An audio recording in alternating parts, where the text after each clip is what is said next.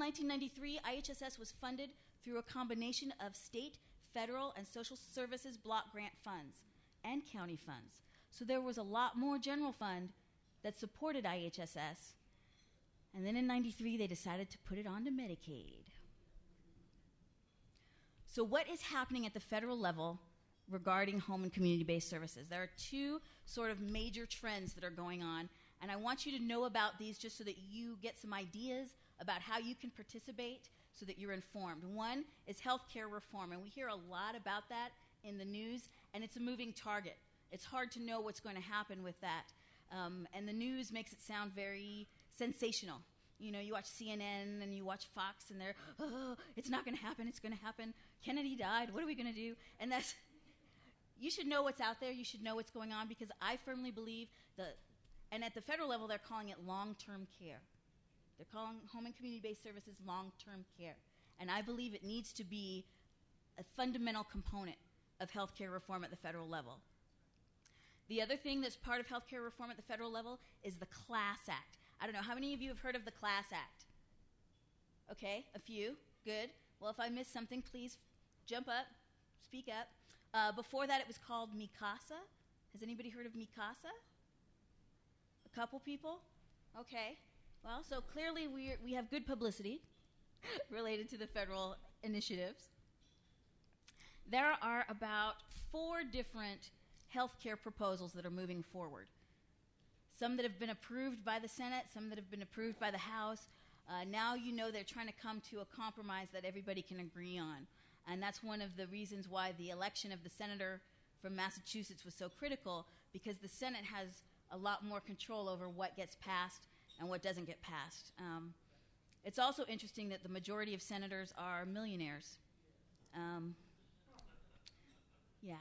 So, one of the healthcare proposals that's moving forward is the one that was developed by the Senate Finance Committee called America's Healthy Future Act of 2009. I love all these sort of buzzwords they use to try and make it sound really sexy.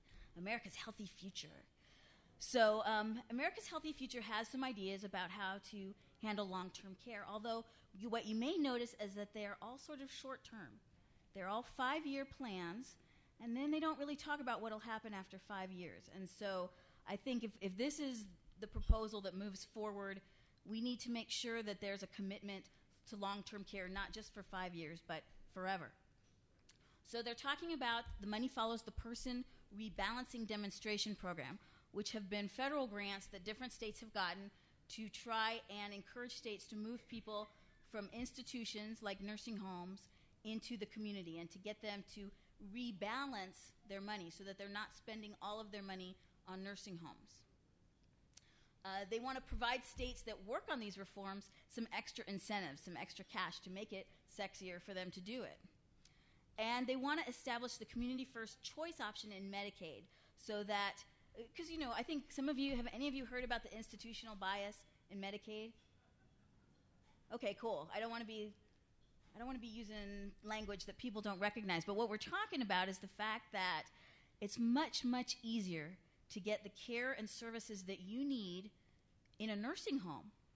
Easier to get it in terms of easier to get it paid for than it is if you're living in your own home. And there's really no excuse for that in this day and age. With all of the things that are available to us in the community, there's no reason why you can only get it in a hospital. But some of the changes that the state is making are actually strengthening that bias, and that's something to be concerned about. The Senate Health, Education, Labor, and I don't know what the P stands for, committee, has come up with their plan they call Affordable Health Choices. And the House has already passed America's Affordable Health Choices. And they're very, very similar when it comes to long-term care. Because what they're essentially talking about is supporting the CLASS Act. The CLASS Act, the way it's formatted right now, is going to work very much the way Medicare works. And that means that you're going to have a tax, well, it's an insurance premium, deducted from your paycheck, and that will be saved for you for the future in case you need long-term care. And then when you get to a place where you need long-term care, it will start helping to pay for it. Although the current proposal, it only pays for $100 a day, which may not cover home care depending on what you need. You know, some people need a lot of help. Also, you know, it's for people who have jobs. So it still doesn't really address the issue for people who don't have jobs. So the Class Act would amend the current Public Health Services Act, and it's a House of Representatives Bill 3001, and that's just to help you. It really hasn't moved very much since 1997, so it's not really exciting right now, except the fact that it's being included in the healthcare reform, and it is a permanent commitment as opposed to the other healthcare reform that's just a temporary commitment. Something that's interesting to note is that President Obama does not deal with long-term care in his plan, which does not mean that he's opposed to long-term care. It just means he doesn't talk about it. So I think, again, if you're participating at the federal level, it's in your best interest to make sure that we're talking about a long-term commitment to long-term care. Okay, this is even better. This is what's going on here in the state of California. And before I start, let me apologize. I am an employee of the state of California.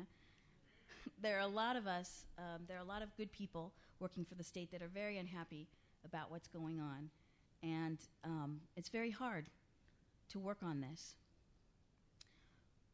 Governor, last week released a proposal for, not the week that just ended, but the week before that, released his proposal, his ideas of how to help balance the budget without raising any taxes. And not just raising taxes, but raising revenues of any sort. There have been lots of revenues cut. And one of the things I think that's fascinating about our government and the way it works here in California is that you need a 2/3 majority to pass any kind of revenue enhancement.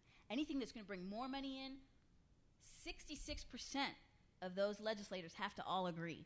Now, you can imagine it's kind of hard to get 66% of people to agree on anything. And we're one of the only states that does that.